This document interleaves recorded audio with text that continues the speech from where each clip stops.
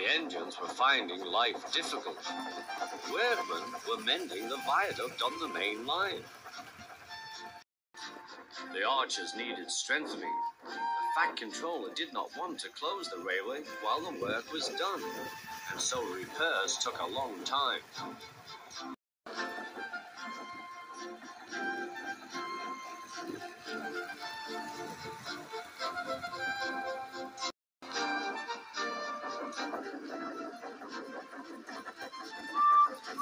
The engines had to take great care when crossing the viaduct, and the delay often made them a journey to the junction, where they knew Thomas would be ready to collect his passengers.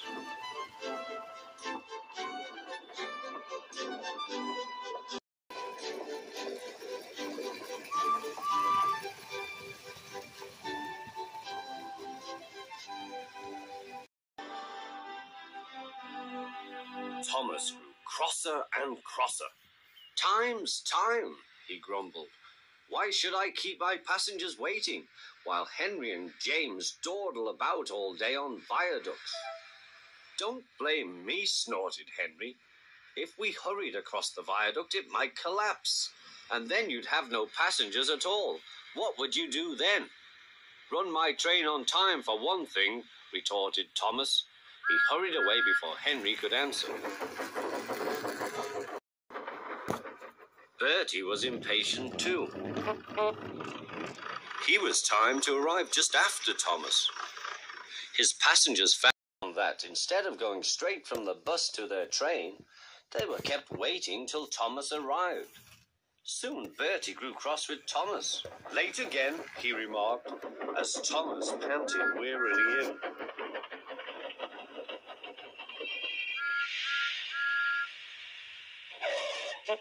"We may be friends, but I thought you could go fast, Thomas.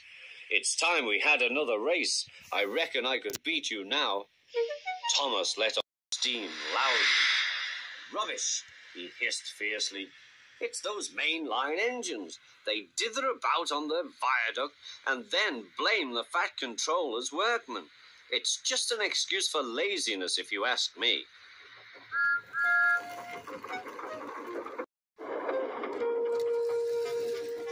One day, James was later than ever at the junction. "I'm sorry, Thomas," he puffed.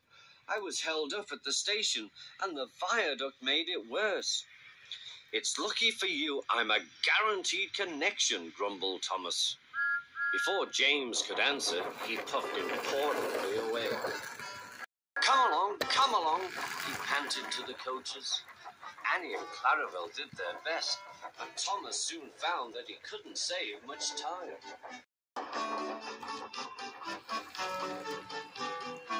Suddenly, Thomas saw Bertie ahead.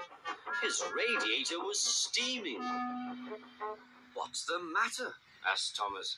"You should be at the station by now. You're late." "I feel dreadful," moaned Bertie. "All upset inside, and driver says he can't make me better." "Thank goodness you're late too. Can you take my passengers, please?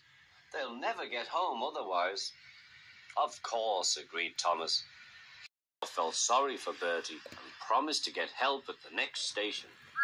Thomas set off again. Already he felt much more cheerful, and Bertie's passengers, travelling with Annie and Clarabelle, all reached home safely. When Bertie was better, he came to thank Thomas. "I am sorry I teased you about being late," he said. "That's all right," said Thomas. "I'm glad I could help. There are times when being late isn't such a bad thing after all." With a last cheerful greeting, the two friends went back to work.